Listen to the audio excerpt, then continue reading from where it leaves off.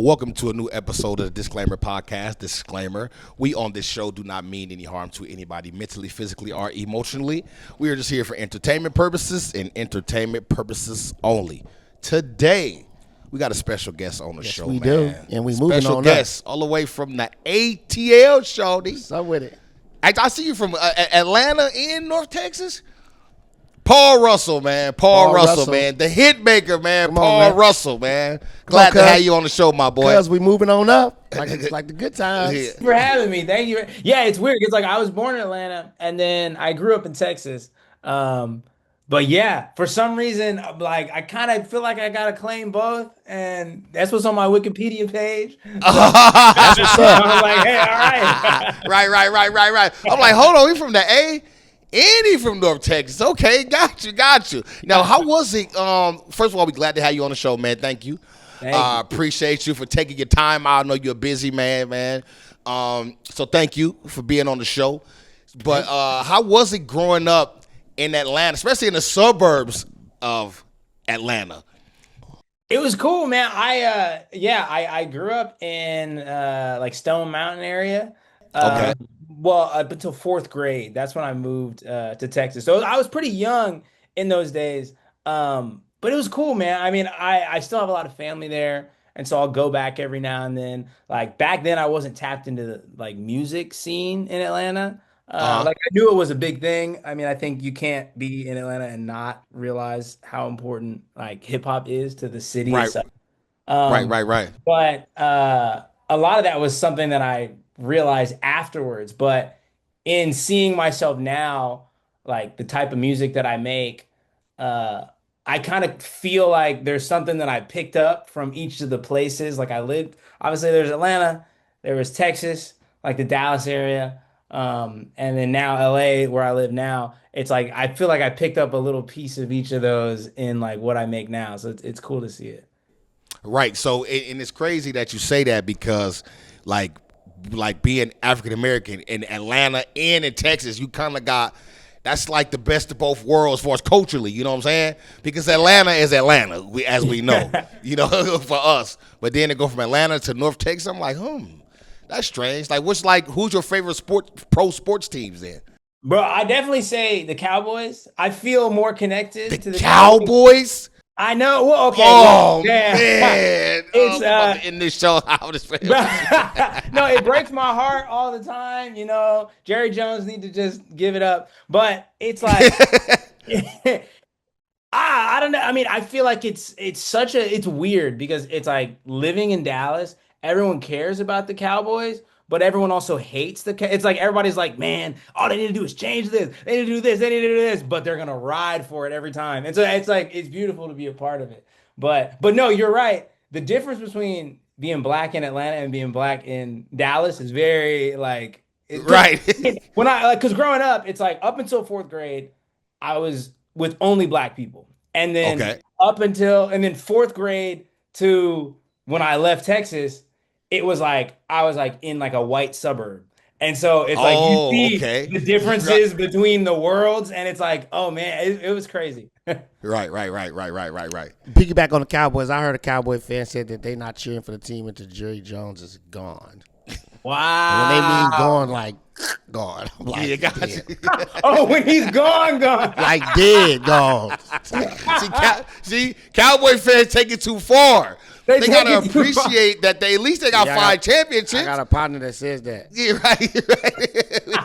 You know what I'm saying? You gotta appreciate the 5 championships, man. And he bought 3. But look, every year, those 5 championships get further and further in the rearview mirror, and it's like we got to do something. They keep calling us America's team for what? Yeah, I'm a 49er fan. You know, we are y'all rivals for real, and I feel the same way. It's like, all right, man, we got to get it done. We can't keep getting here and losing. We got to get it done, man. We got to get it done. Now, about this, so I see you grew up in the church and doing church music and stuff, right? And then I see. So how did the hit record? How did the Lil Boo Thang? How did it come about? Because it's amazing to see that you graduated from Cornell. You know what I'm saying? That's a big deal. You graduated with a BA and you got career lined up, and then you drop a major hit record that go viral on TikTok, and not just on TikTok, but on, I think it was 14th on the Billboard charts. Yeah. How does it, was that scary to be like, okay, I'm gonna put all of my career and school into the side, and I'm gonna pursue this thing? Yeah. It was weird because like in my mind, I liked making music, but I didn't think, oh, I'm about to be a full-time artist. It was like I had in my mind, like, okay, here's my career path. For me, it was like I was gonna do business stuff. I was like working in finance. And then I had all these dreams of all these I was gonna start a business one day, all of this. And music was what I did for fun. And I just had people in my life who kept telling me like, "Oh, the music that you make it's good. Like you should drop more of it. You should do more, whatever." And eventually, like I made this was before Lil Boo Thang. I started putting some music that I'd made on this website where people could go and like use songs for their like wedding videos or for ads or whatever. It's like a place where you like upload songs and people can get the Okay. rights to it to use it and stuff. And there's a guy who hit me up who was a wedding videographer and he was like, "Hey, I found your music from this website, and I thought it was really good, and I think you should like start posting stuff on TikTok." And back then it was like I didn't know much about TikTok. It was like a newish thing. This was like 2021.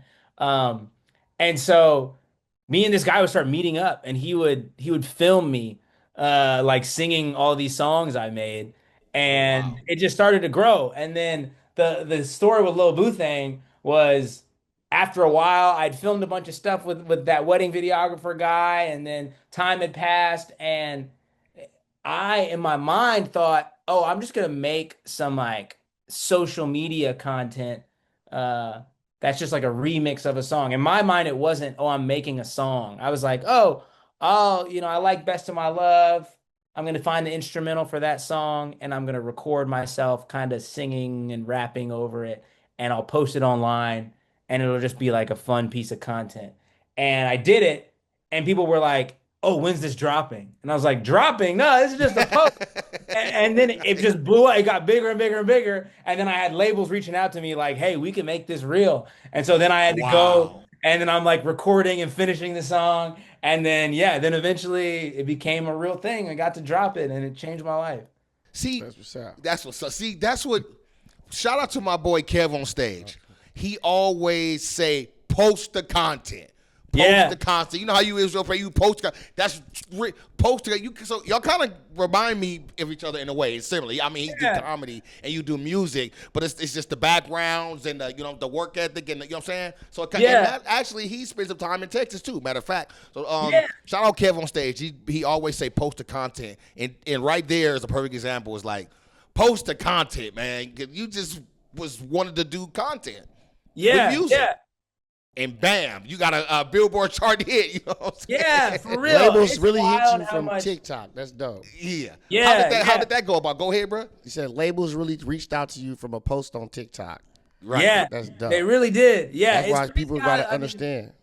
that's how it happens now. It's like it's weird because the most beautiful thing about the music industry is that you can in an instant have anything blow up. But the scariest thing about the music industry is that everyone can just have something blow up. And so it's always moving so quickly. Like people Right. will go, "Oh, I like this song. Oh, now this one just blew up. Let me listen to this." Now, and so it's like it makes it to where you can have a career, but you also have to strategize about like, okay, after that moment, like how do I make this sustain? Like how do I Uh-huh. keep this? So it's not just like, oh, that was that guy who like, 5 years The ago Boo that thing Thang happened.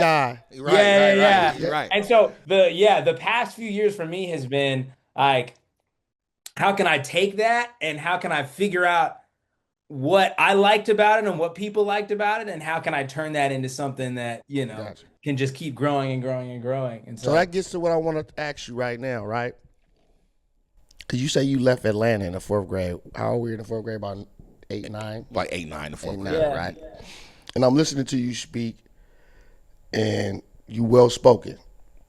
Like, and most people from Atlanta, they talk with a little bit of like, you know what I'm saying? Like basically Yeah, with a yeah, little yeah. Atlanta, what do they call Accent. Accent. Accent, So, yeah. so this is what I want to know, like, to be away from somewhere for so long at this age, like, what is it about Atlanta that spiritually keep you connected, like to like represent it on this level? You don't have to represent Atlanta on this level. You could be Yeah. straight Dallas, but like, what is it about Atlanta that like keeps you so connected? You know, what is it about Atlanta that like make you say, even though I haven't lived there since I was 8 years old, I'm still from there? Talk to Yeah. me. Yeah. I think like the music that I make, I think of it as like cookout music, you know? Mm-hmm. It's like the Yes. stuff that you're Yes. gonna listen to like with your family, you know, it's yeah, and so the memories that I have associated with being with a bunch of family members Mm-hmm. outside cooking out, listening to some like oldies, like all that stuff. I think of Atlanta because that, I mean, that's where those memories are from, you know, Gotcha. because even after I left in the fourth grade, it was like, you know, if there's a holiday or if we're getting together Mm-hmm. with family, that means we're flying back, you know? Mm. And so it's like that's kind of a place that I associate with the idea of kind of this like multi-generational, like we're all family here It type goes of with family. it goes with family for me. So yeah, Gotcha. yeah, that's where So the so when you, connection comes for me.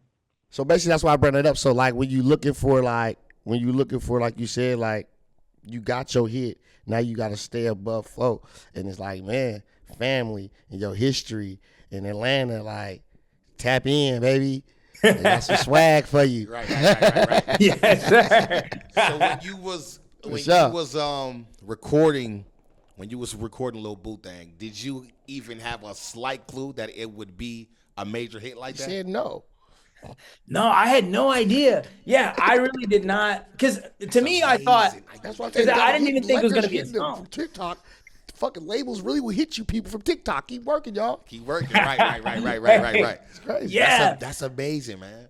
it's crazy, and it's something like I remember I made it. I like sent it to my manager, and he's like, "Oh, this is cool. This is cool." But none of us thought like, "Oh, our like my life's about to change." It was just like, "This is good." But I mean, that's a testament to the crazy Mm-mm. thing about music is you have no idea. Like the songs that I thought this is the greatest thing I've ever made do nothing. And the songs that I Right. think this is pretty cool will go crazy and people love it. And it's like you have to Right. create it and then kind of just go hands off and go, all right, like this goes to the world now and y'all decide what it is. We just gotta leave it in big fella hands. That's Mm-hmm. God. I leave it in God's hands, man. Exactly. You know, so I leave it in Exactly. God. He gonna take care of it one way or the other, man. And I Yeah. see you had this big major hit, and I see that you went on. Was the tour with Megan Trainor? I see you went on tour with Megan. Was Yeah. that your first like major tour? Yeah. Yeah. Yeah. How Yeah. was that working with Megan, man? Cause she dope. I love the commercials she do. I like her music. So how was that working with her? No, she's great. She's such a nice person. Like it's on the tour. She has a bus that's her family, and it's like her husband's there, her kids are there, her parents will stay with her sometimes. It's like Oh, you really feel like, oh, like she like keeps her people around you, which is I don't know, that's beautiful to see. And I mean, it was great for me having somebody who is willing to take a chance on you as an artist and be like, oh, I'll take you on tour, but also like show me things. And like I see how talented she is of a performer.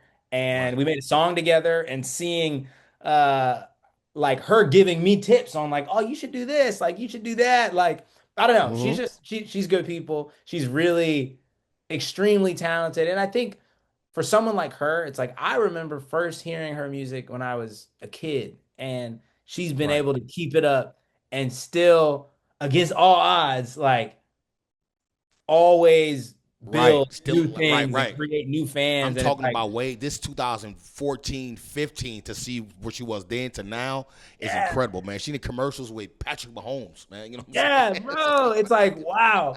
It's that's a whole different level. So right. yeah, it's been cool to have somebody like that. That's what's up. So man, all the success you on tour, you went on tour, a major tour with Megan. You had a top 20 Billboard hit. I think I seen you did the Macy's Thanksgiving Parade Yeah. and Dick the New Year's Eve joint with Dick. I see. So you got all this stuff happen within like a 12 to 24 month range Yeah.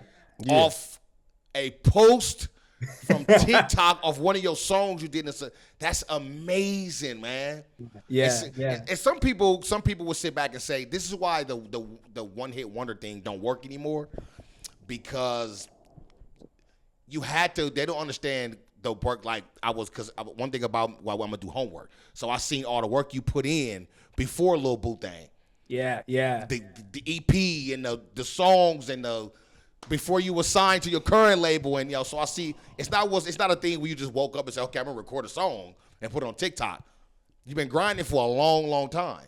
Yeah. Yeah. Yeah. It's like the way that I've heard it described is it's like you have to spend the years of like building that audience that is gonna catapult you to more people. Like it doesn't really work as like I think it's extremely rare for somebody to be like, I've never posted anything, I never made a song, I've never done anything, but now I'm just gonna post something and then you're everywhere. It's like no, It's like you have to spend years of part of it's figuring out what you want to make, part of it's figuring out what you actually can make that's good.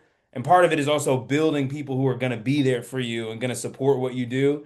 And then once you've kind of built that, then it can just be at any moment, like anything, the thing that you thought nothing of could be the thing that, blows up and takes over. But it's like, yeah, it's a whole process of it takes years of building. It's wild to me. Like now I know a lot of artists and a lot of artists who are like really succeeding.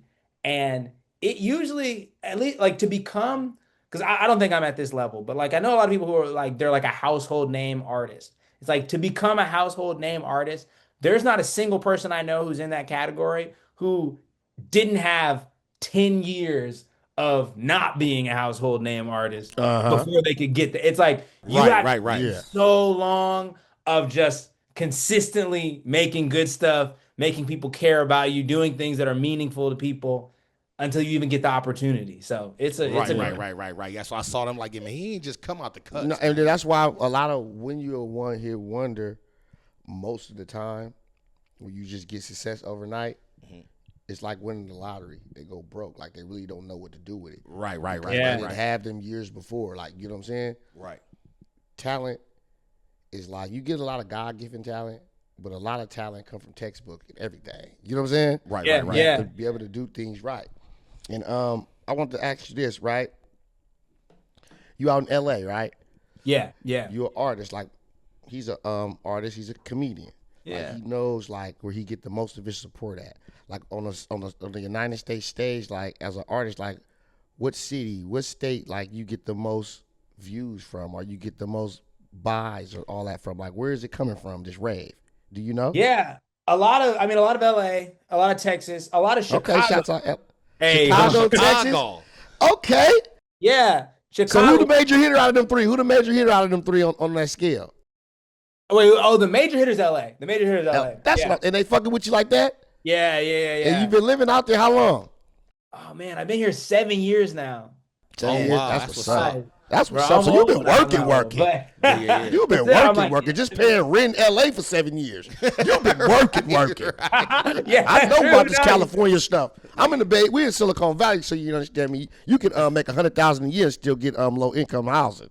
Man. So rent is high out here, and I know how California rent is. So This San Francisco yeah, you've been stuff working. ain't no Now, joke either. so you say you got a lot of love out in LA. Now, when it comes down to like the people and the record companies and the politics, how are you wiggling all that? Talk to me.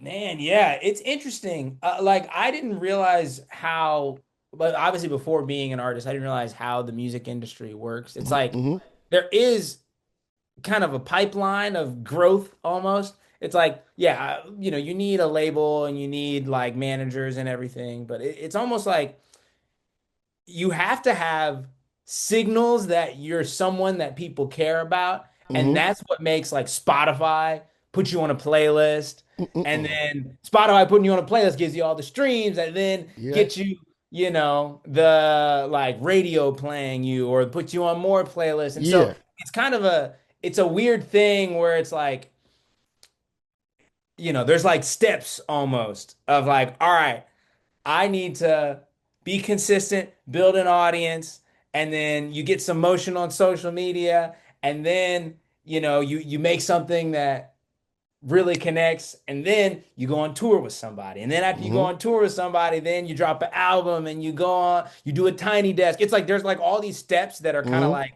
this is how you kind of go through it. Um, and a lot of the day-to-day life is just like trying to strategize how to go through all the steps. Like, okay, when do I do this? Yeah. How do I get to perform at a festival? It's like, all right, the way that I get to perform at the festival that I want to is I need to go do shows in the areas where the festivals are so they know that I can sell tickets in that area. And so then it's like, Talk so to yeah, me. it's all of this stuff. Um, but at the end of the day, it's like it all comes down to the music, you know? It's like if you're creating stuff that connects with people, all the other stuff get figured out. But you still have to like think about it. So Right. it's a weird Mm-hmm. thing. So I like that. Thank you for that, man. so A lot of people need to hear that from people that's moving in the game, and I like that. Thank you so much, man. Hey, of course. so Yeah, it's a whole process. I think from the outside, to me, I thought like, oh, okay, like I just need to like make a crazy hit song and then you sit back and that's your life. But it's like, no, I mean, I did make a great hit song. right, Um, right.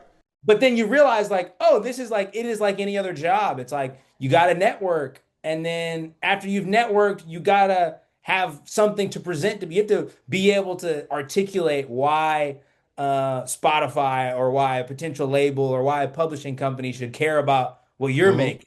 And then you get them to fund it, and then you have to figure out, okay, now that they funded it, how do I market it to people? Like it's a Mm-hmm. business, you know? Right, right, right. I like that. So coming out with your hit record and stuff like that, if you listen, I'm a big, especially him too. He listens to the radio a lot. I listen Yeah. to the radio too. So I wanted to ask you, did people when the record first hit, did people mistake you for Bruno Mars? Ha! Yes. Yeah. I remember the top comment on the music video for Lil Boo Thang was this whole time I thought the song was by Bruno Mars. Which is Wow. crazy, bro. Like it's funny because I didn't even think about him when making it, Right, but right, right, it makes like I get like he's got the kind of vibe of the kind of right, reference right, right. 70s, He 80s off the type limb. stuff. Right, right, right, Yeah, right. That's yeah. I always want to ask you that. I'm like, I wonder if people really, you know what I'm saying? Of course, I got we got common sense. So I'm like, okay, Yeah. no, that's not. When I even first heard them, like, that's not Bruno Mars. But I was thinking, like, I wonder if other people Yeah, no, kind of think people that. people definitely think that. And I think another interesting part of it is because I signed to a label and the label kind of puts you in a bunch of rooms with a bunch of different producers. Usually like Uh, right when you sign, they're like, "Oh, we're trying to get you the next hit. Like, here's all these big producers who have made all these big songs." And they put me in a okay. bunch of different rooms and it was a hard thing trying to tell these producers like, "Oh no, I'm not trying to be Bruno Mars," because they're like Oh, one song, and then they're like, all right, here's this super hard to sing, like crazy type of song. And it's like, bro, I'm not gonna hit those notes. I'm not Bruno Mars. And like you have to like understand who you are Are as you are you let him know? I couldn't hit those notes. I'm not gonna do that. Yeah. real quick. So I seen that your sister played you in The Circle on Yeah. Netflix. Yeah. That had to be like the highlight of your career so far. Like easy. Like how Yeah. did you like go about it when you first heard that she got this part and was about to play you in The Circle on Netflix? Yeah, it was so funny. It's crazy because like I've loved the show The Circle, and they hit me up about it. They were like, "Oh, do you want to go on The Circle?" And I was like, "Ah, no, I got da da da da da." And then actually, my girl was like, "Your sister, she loves reality TV." And she would be so good on a show like this. And so I just was like, oh, yeah, like, I can't do it. But like, maybe my sister, Wow. And they ended up finding my sister, reaching out to her, and she just Wow. killed it on the interview because Oh, she's that's the dope. most like outgoing person. She's hilarious. Uh, and they were like, "Oh, we love this girl." And so then the process kept going, and my sister would tell me like, "Okay, I got another interview. I got it." And then finally, it was like, oh no, she's on the show, which is crazy from my perspective because watching it was so wild because like you said, she's catfishing as me. So Right, right, in right, the thing, everybody else thinks she's me and she's saying Paul and everybody's referring to her as Paul. right. And they're like at some points mad at her, but they think it's me. And so there'll be parts like episodes where they're like, man, I hate this Paul guy. Like, Paul, you suck. Paul. And I'm over here watching like, dang, what? That's Wow. dope. That dope had to be the highlight. One more question, man, before we let you get up out of here, man. Is there anybody who you would love to work with in the Ooh. music industry? Like, is it like a dream of yours? And like mine's in common. I would love to work with Eddie Murphy. You know what I'm saying? Yeah. But yeah, so who's that one person, that artist, musician who you would love to work with? Oh man, it's got to be Anderson .Paak, man. I what's love up. Anderson .Paak so much. Right. I think there's a lot of like overlap and similarities in the type of music that we like and the type of music that we. I think there could be something there. Man, he's a good dude. So that I'd say that's number That's one. what's up. Manifestation Also, is real.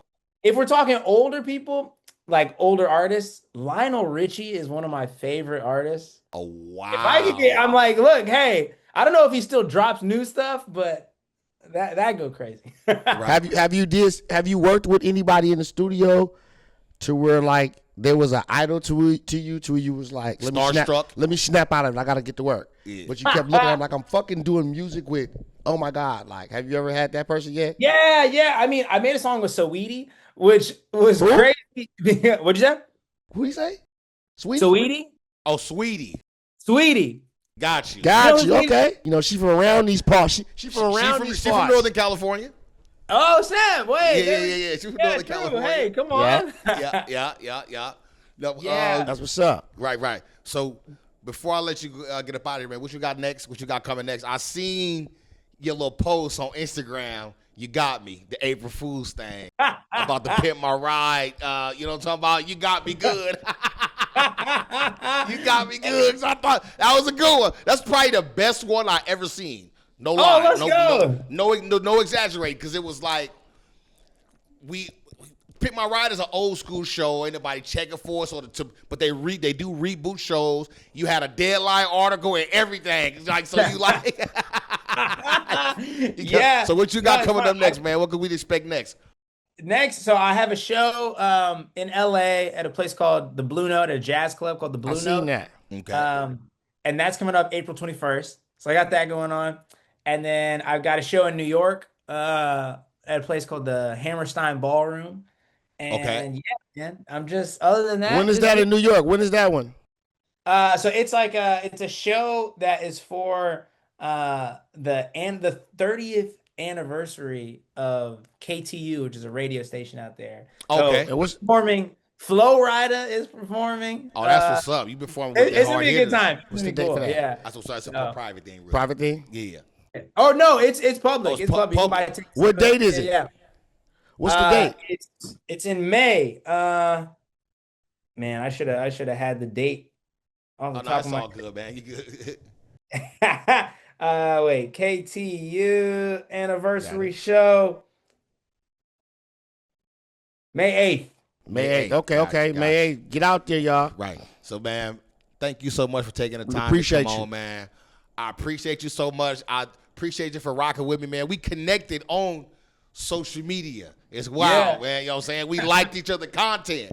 And it was just Yeah. like, boom, just like that, man. So that's what's up. And then I seen you talking to Kev on stage. Yeah. I forgot what type of content he made. It was a joke.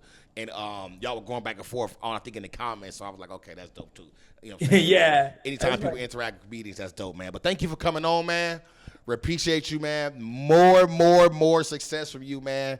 And I hope and pray to see you more. Keep doing your thing, man.